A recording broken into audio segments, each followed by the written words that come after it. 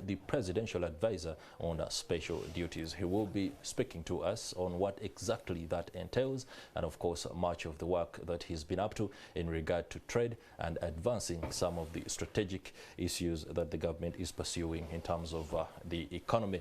We shall also be speaking to him about the legacy of the deceased Speaker of Parliament, Right Honourable Jacob Oulanyah, a man to whom he gave a very moving tribute on Twitter just over a week ago. Many thanks for joining us, Mr. Audrey Rabogo. A very good morning.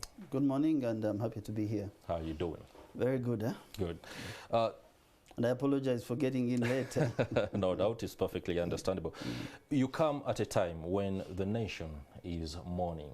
It's a very somber period for Uganda following the demise of the Speaker of Parliament, Right Honourable Jacob Oulanyah. I want to start with what is your take on the man's legacy? Okay, I came to university just about a year when Jacob and his generation, I think were getting to second or third year, I think second year. Okay. And I didn't get to know Jacob a little bit more till about 1996. And I can tell you in politics and in any form of leadership, a thing called provocation, when someone provokes you, pushes you to take a stand, often trips people.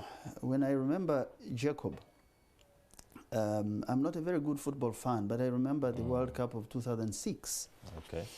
France, I think it was France and Italy, very close last match encounter, and there was this man called Zinedine Zidane who was 34 years old, getting out of football, but had scored in all the 16 matches. Suddenly he's provoked 30 minutes into the end of the game. I think people remember that incident.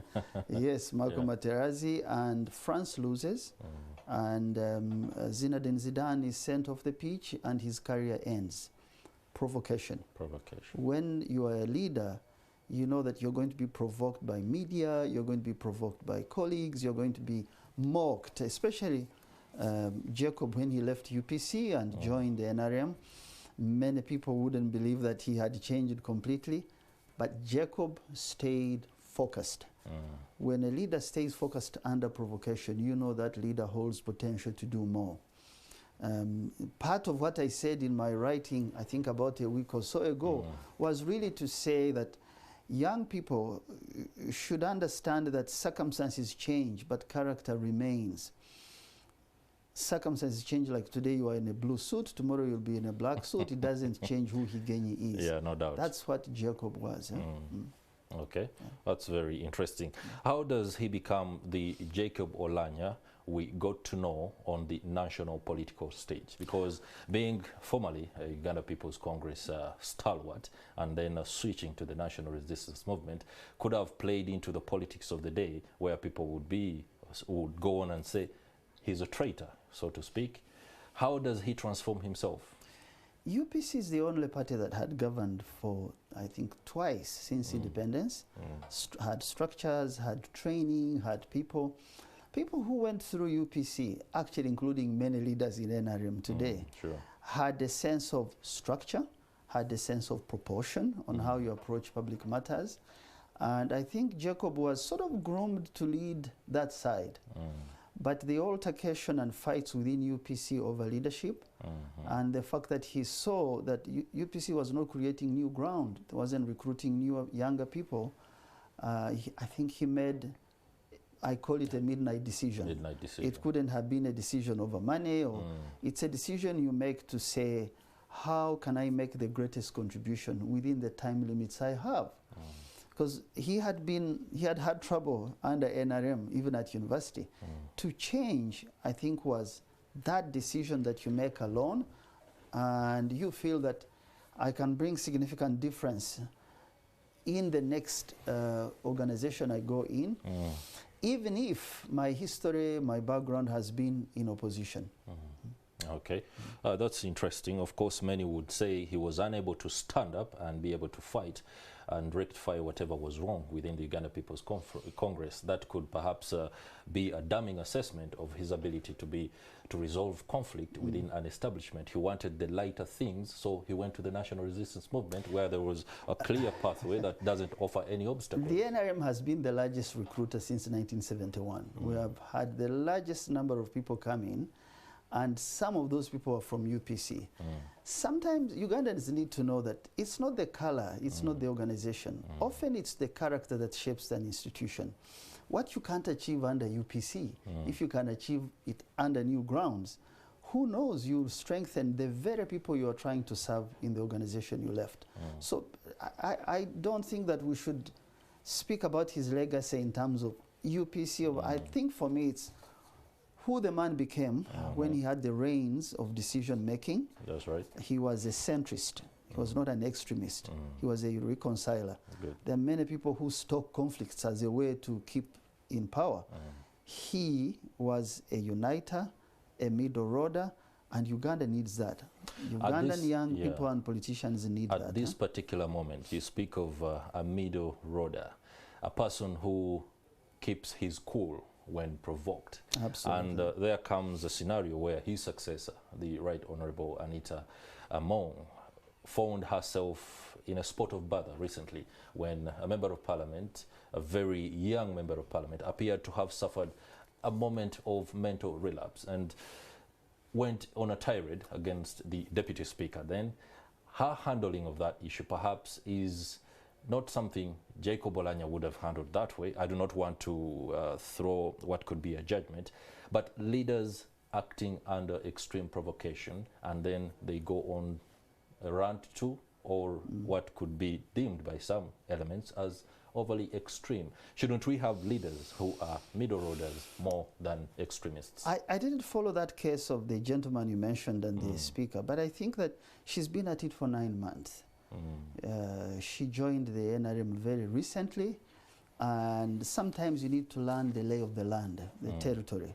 And I wouldn't really judge her. She has 4 years ahead for us to look at what she's doing. But I think that to lead, to govern, you got to come in the middle. Because extremists, like I said in my writing, really don't achieve anything. They isolate, they eliminate, eventually they remain small. I am sure, I'm sure that Jacob left UPC because of similar conditions. You want to lead, but you are not allowed ground, your views are not heard. And the traditional views of how UPC should have been led take the center stage. Eventually, UPC lost the good people. It's not just Jacob. There are so many people I don't want to mention who are in NRM, who are formerly UPC. Because of that lack of central view of how you lead, you're going to be provoked as a leader every single day. Actually, people wake up hoping to provoke you and to trip you so you can lose it. So you should wake up thinking of how to remain cool, level-headed, focused, and I think for me that's what he was. Okay, so how do we ensure as a country that there is consistent supply of leaders of the caliber of Jacob Oulanyah? Institutions. I think for me, whether you are a young party like NUP, an old party like UPC or NRM, there has to be a way we raise leaders from the base. Leadership is a burden. If you find burdenless leaders who occupy positions simply because it's cool to have a good car, to have sirens, this is not very attractive to a young country that needs grow its economy. You need to raise leaders from a district level, your party, old or young, and ensure that there are institutions to restrain bad leaders, because some of the developed countries have bad, old, young, riotous leaders, but institutions restrain them to govern within a modicum of peace and achieve what's important for the greater good of the country. That's what we need to do. Okay. So speaking of the greater good of the country, Makerere University, where Jacob Oulanyah went, and of course many of his peers, including yourself, has come under intense scrutiny on what could be the failure to consistently churn out leaders who emerge as strong and steadfast as Jacob Oulanyah. Is there any concerted effort? Makerere reflects the country. Ah. It's just like you say, if you criticize parliament or criticize government, we are products of the cultural constraints we come from. Makerere University students, at my time, you really needed to study, to debate, to compete on an idea level. Today's universities, probably young people are attracted to the material side of the world, and who's big. I mean, we used to have them even at our time. But you spend significant time following leaders, reading, studying systems, trying to make a difference when you took to the microphone to seek election or to debate anything. We would study government policies on education, on economy. But I think things have changed. Things have narrowed down to a cell phone, to just the 140 character communication. And often that goes with lack of depth. So we have leaders who come from the community that supports that, but often wants better. But you can't be better at Makerere if you are not better at secondary school. You are not better at primary school. I went through some of the worst schools. We used to call them Tata schools. They would get a primary school and turn it into a secondary school, and they give it a track which would say grow more coffee, as if you are producing coffee in classes. But the few books we had, we sat at the feet of our teachers. We listened, we researched, and we did significant work whenever given an opportunity. Today, I think, over 30 years, things have changed. Sometimes freedom breeds incompetence. Sometimes freedom breeds frivolities. People focus on small things instead of looking at the wider, deeper picture of the country and the continent. So don't blame Makerere. I'm not blaming Makerere. I bring Makerere into the spotlight because it inevitably finds itself in the spotlight. Now, you talk about when we look at the greater picture and how leadership is rolling out, the death or the departure from the political scene of the deceased Right Honourable Speaker Jacob Oulanyah leaves a huge gap in terms of leadership. First, within Parliament, there is going to be a lot to be seen how the new leadership of the Speaker, Anita Among, rolls out, especially these remaining 4 years. We also have a gap that has been left, the Vice Chairperson for the National Resistance Movement within Northern Uganda. I do not know how prepared the inner workings of the political machine are in ensuring that there is a smooth transition, no doubt about that, but a continuity of how Jacob Oulanyah worked and perhaps fermented unity and the need to work together more than dividing the population. I think we need to take the legacy of Jacob and ask, what does the party and Northern Uganda need? Instead of, oh, there is a gap to fill.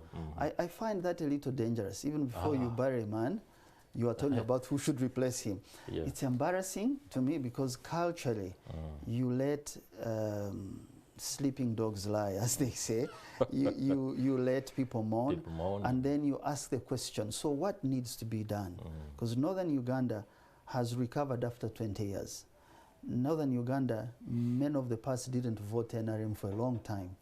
Today, Northern Uganda presents the hugest potential for agri-revolution.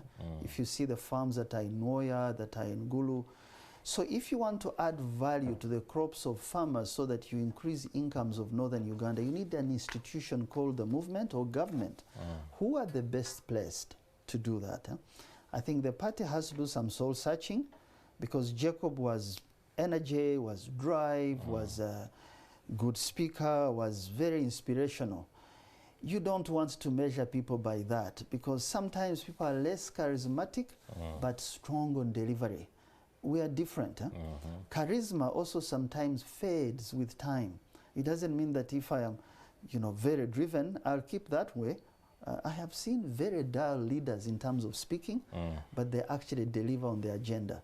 So shouldn't a leader have a holistic trait of abilities? You won't find 90% in a human being. God creates us with specific, He embeds us with specific capabilities. Among them, you have the best. So you need to strengthen the best. He was good at encouraging people, uniting, and reaching out. But if you get someone who is good at institution building, who is good at helping people come out of poverty, strengthen the relationship with northern Uganda and the greater country, hey, they don't have to be charismatic in terms of speech, but they can deliver. But the question for me, let's start with what needs to be done for the party. Good. Because it's a party 37 years in government.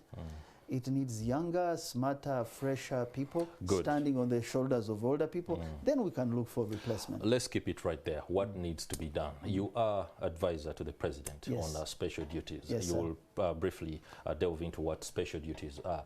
Right now, the president needs advice on how the country moves forward, and of course, much on what's happening within the political economy. How and what are you advising the president on? The president really asked me to do the things I was already doing privately, because I'm a businessman, I'm a farmer, I process milk, I try to export. Okay. And my focus has been enterprises for young people. I really believe that nobody gave me a job. People helped me to see opportunity, and I turned this opportunity into the small to medium businesses we have. So the thing I'm focused on now is to bring unity between the private sector exporters and public institutions so that we can double our revenue. Our balance sheet doesn't look good as a country.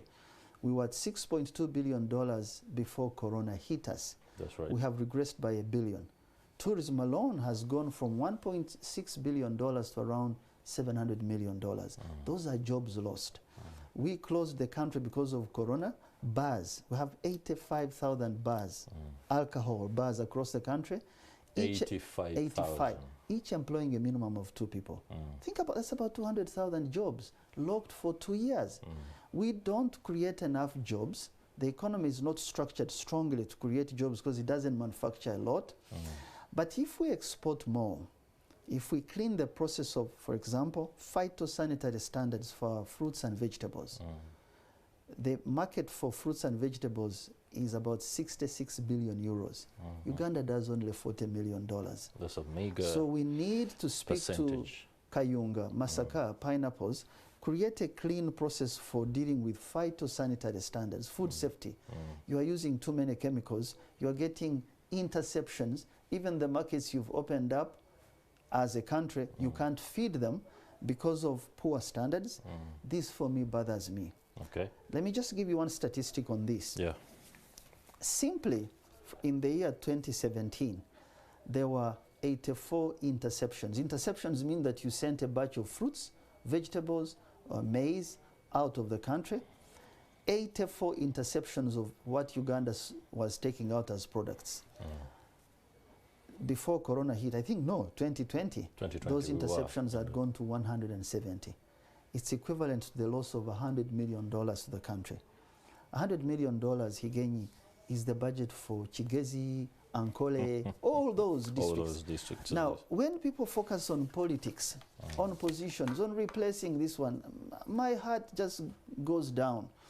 Because whether you replace Jacob now or not, you have interceptions and you are losing $100 million, and exporters who bring in the revenue really are on one side and government is on the other side. Good. My role is to remove the silos, is to bring honest conversation about what needs to be done in our exports so that we can do substitution of imports which are taking out a lot of our revenue. Good. That's what I'm helping the president and the country achieve. And that puts you at the intersection between public policy and entrepreneurial advocacy. Absolutely. I do not know how you are managing to leverage on both sides. I remember there was a time when your political arm grew a little longer. You wanted to become a top leader within the national resistance movement, something that pitted you against one of the historicals. Very strangely, people remember. Major Charlie Goose. People remember. How are you playing that as a person who sits at the intersection of all these? My brother, let me tell you, even then when I ran, you don't run unless you have a just cause. You don't run unless you have a message. I ran in the party to really strengthen the party to deal with these things that I'm trying to handle today.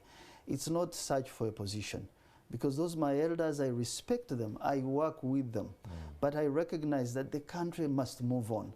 And the country to move on needs serious, committed people who have history, but who are also connected to the private sector. So the intersection I stand in, because I export milk.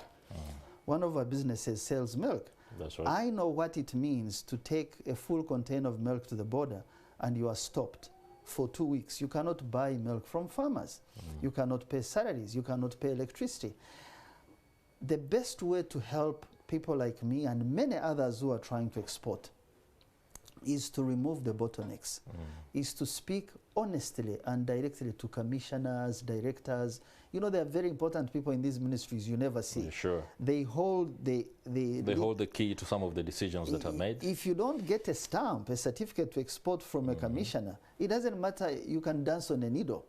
Now, but you can try and say this commissioner is very bad. Should we get to the point where good people who mean good for Uganda have to dance on a needle to get through anything? No, I think for me what I find interesting is that there is less honest conversation between us as people, even as Ugandans. We don't say the problem is interceptions and loss of money. We say it is because my brother is not in government. Your brother can be in government, but that won't change the certificate that is forged on Kampala Road for you to export chickens, and that interception stops your chicken meat from being exported to a country. It doesn't matter whether DRC joined yesterday or Kenya, they both need your standards to be clear for you to be competitive as a country and create jobs for young people. So that intersection for me is interesting. Good. And I want to strengthen it and see what we can achieve. As we shift gears and delve into the import substitution strategy as one of the aspects that you are pushing, I would like you to take me through, because I get confused when Audrey Kurabogo laments. Audrey Kurabogo stands, like we said before, in a place where he's able to not influence, but shape what could be public policy. If you are lamenting about the fact that commissioners or anybody within who has the power could find himself in a position where they are not supporting or ensuring that something goes on, the average Ugandan out there, aren't they going to cry? You know? How do you intend to rectify this? Very good question. I hear you very well. There is a sense of powerlessness. That's how I call it, among many of our people. A sense of, you know, despondency and giving up. I don't do that. Okay. You started with the question of you had a long arm in politics. My going into politics was to not lament. It was to change what I saw that must be changed. And you got your hands burnt. Now, yes, because, you know, politics is sort of illogical. That's what I found out. A shirt is either white or black. Why are you playing games, you know, where they come from? Look at the man and his ideas. Look at what he stands for. Because he will help all of us, regardless of his religion, his family. Nobody chooses where they are born. That's right. Okay, so that's why I call it illogical. The fact of the matter is that for me to go and confront my leadership was to say we can do it. Since that didn't work out, it doesn't mean it will never. So I take a newer route, which is this, which is to say instead of complaining about a commissioner, engage the commissioner. Look at the bottlenecks these commissioners have, because they are Ugandans, they are wonderful people, but they too have given up. There is more attention to politics and less attention on trade and export. So if you are creating new districts and new councillors and new chairmen and you need new vehicles for them, there is a lot of money that goes there and less that goes into inspectors of our fruits, our vegetables. Good. What does a commissioner do? Because if you don't support him with the necessary infrastructure to do export, to do verification, you can complain about him, but it is you who should face him. Initiative. If the commissioner or director is not good, you don't know them by pointing accusing fingers. You work with them and prove that they are against trade. I haven't found anybody who opposes this. What I have found is a sense of giving up. Maybe let's see this, how this effort works. Out, you know? That's what I'm working on, because if you bring private sector exporters and connect them with these public sector institutions, the friction will produce some sparks. And those sparks will tell you what works and what doesn't work. And that's what our committee, we have a committee of about 16 members. encompassing both private and public sector, and we've given ourselves a target of adding $6 billion in the next 7 years. What committee is that? It's called the Presidential Advisory Committee on Industrial Development and Exports. It really, we don't shout a lot. We spend a lot of time looking at which laws. Are you saying those who shout a lot seem to get their way? Let's delve into trade and export, especially our ability to leverage on the common market, our ability to adopt the new dispensation of the Africa Free Trade Area and everything that comes, including the joining of this African community by the Democratic Republic of Congo. Import substitution. The COVID-19 pandemic showed the world that it is about time that countries thought about being able to manufacture, being able to produce raw materials, and holistically provide some of these goods, products for their countrymen. Uganda finds itself at a position where we've even lost what was until recently a trade surplus with the Democratic Republic of Congo. We know there's a lot that's going to happen when it comes on board. What is the gist of the import substitution strategy that you are pushing? I'm very excited about 4 things the president has asked us to do. Well, he says these are my targets for the next 4 years in the economy. He says bring the 39% who are outside the money economy through parish development model. Then he says use science-led agriculture, industry. Don't bumble along, you know. Look at pharmaceuticals, look at, he used an example of Dr. Muranga, who is making banana flour. Then he says import substitution. That's very exciting for some of us, because for a long time government sort of left the economy, left all interventions that will drive change. Let me just give you a very quick example. We have iron ore, but we import a lot of steel coils from India, from China, from Japan. For you to really produce steel out of that iron ore, you need significant interventions by government, up to $600 million for you to have a South Korea type of postcode that produces iron ore, steel. If you don't do that, there is no international capital to do it. There is no enough local capital to do it. So if you make particular interventions in particular sectors, chemicals, steel, electronics, and provide loans, cheap loans, we have UDB and UDC, and provide incentives and create standards like the ones we are talking about, this economy will grow 4 times than what it is today. What happens is also that your domestic market now gets served by your own factories, not imports. Now, what also happens is that by the domestic market expanding and DRC coming in, it means that the relevant FDI, foreign direct investment, because we have what you call extractive FDI. It goes in oil, it goes in minerals. But we want FDI in pharmaceuticals, in agri-value solutions. The one that reinforces the domestic market. That can only come if you do import substitution, because international companies will see that the market is expanding. You go ask yourself why you don't have Intel and Microsoft as investors here. It's because your education system, because your market is all small. They cannot find good software writers, and therefore they will go to Israel, which is just 4 hours from here. If you improve education as a function of import substitution, connect education to production and exports, this country will be different in just under 15 years. So why does it appear so hard for policymakers and advisors to the president like you? It is silos. That's what I told you, that I am trying to remove silos. It is having an honest conversation. Do you see the tie I'm wearing? I would have walked in here with yellow. I'm just trying to say, I am a public servant now. I am a Ugandan. So the choice of green was strategic to keep the attention away? Absolutely, just so that people understand that when you are serving the country, it's not the color you are in. It is the greater good. It is the jobs of young people that bother me. That's why I'm in this.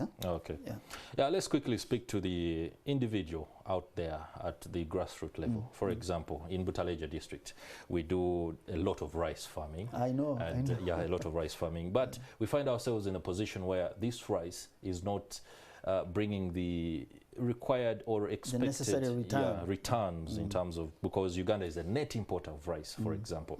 Recently we had a few disruptions coming as a result of apparent supply chain bottlenecks that were brought about by the COVID-19 pandemic and exacerbated by the Ukraine-Russia conflict. I do not know how best this approach that you're pursuing or pushing with the committee, the advisory committee to the president, are these traditional, local initiatives part of this? And if they are, could you take us through the how and the where these interventions are rolling out? The rice not returning, giving a good return to a farmer is because, first of all, it's small scale. So you cannot scale it. You don't have economies of scale. There are too many small farmers in the industry with zero standard. And zero standard means that you cannot aggregate and add value and fight Pakistan rice importation. That's right. So when you take the parish development model, it is saying we give money to farmers so that they can improve inputs. Remember, the inputs now have gone up. Fertilizer is like 300% increase. Yeah. How will a good farmer who wants to grow rice do? So PDM, or parish development model, puts money at this level. Our export strategy picks this aggregated, stored farmer rice from Butaleja and finds a good market in DRC. If you know how much DRC imports in eggs, just give you speak of rice, but talk about eggs, which doesn't need a lot of land. The other day, an official from Uganda Manufacturers Association was telling us there is an enormous market for poultry meats in the Democratic Republic of Congo. A tray of eggs is about 9,000 shillings here. It's $5.50 in Kinshasa.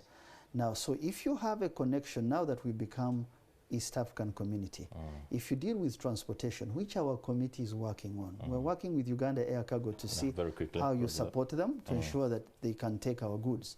That means that a rice farmer in Butaleja, a chicken farmer in Kayunga, a pineapple farmer in Masaka, they will have a market. They'll also have production increases because of parish development model. So we stand in the middle because you can produce more at a parish level and you have zero market because simply you haven't had intermediation.